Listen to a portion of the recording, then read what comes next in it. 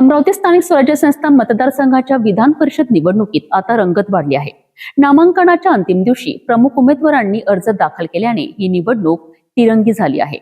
भाजपचे प्रवीण पोटे पाटील, काँग्रेसचे हर्षजित देशमुख, वंचित बहुजन आघाडीचे डॉक्टर निलेश विश्वकर्मा आणि अपक्ष उमेदवार विप्लव बाजुरिया यांनी मैदानात उडी घेतली आहे।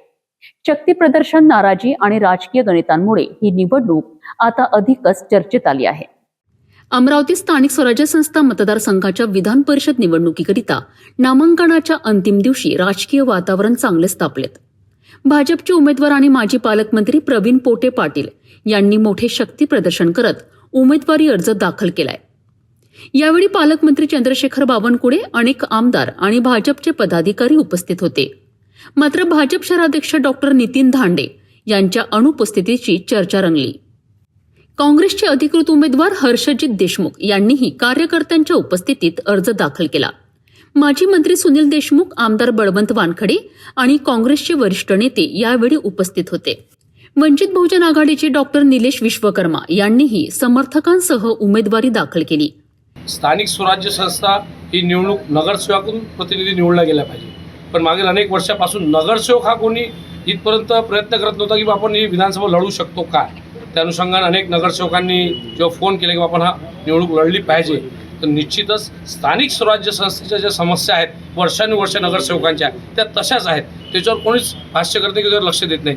मोठ्या मोठ्या गाड्याने उभे राहणे आणि मग 5-7 वर्ष नगरसेवकांच्या स्थानिक समस्या आहेत त्या स्थानिक स्वराज्य निवडणुकीत कोणाचं लक्ष नव्हतं। म्हणून ही गोष्ट आम्ही ओळखली आणि त्यानंतर आम्ही सध्या बाळासाहेब आंबेडकरांना विनंती केली की पक्षाने ही निवडणूक लढली पाहिजे।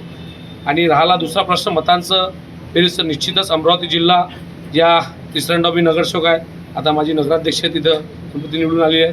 पक्षाचे अनेक सहकारी आहेत, समविचारी पक्ष अनेक आहेत आणि कुठंतरी हा पर्याय देण्याचा आमचा प्रयत्न आहे। नागपूरचे डॉक्टर नितीन राऊत यांच्यासह अनेक नेत्यांनी त्यांना पाठिंबा दर्शविला। दुसरीकडे भाजपकडून तिकीट न मिळाल्याने नाराज असलेले विप्लव बाजुरिया यांनी अपक्ष अर्ज भरत निवडणुकीत नवा ट्विस्ट आणला आहे। या मतदारसंघात एकूण 453 मतदार असून विजयाकरिता 227 मतांचा कोटा आवश्यक आहे। आता नामांकन माघारीनंतर नेमके चित्र स्पष्ट होणार असले तरी सध्या सर्वच पक्षांनी मोर्चे बांधणी सुरू केली आहे।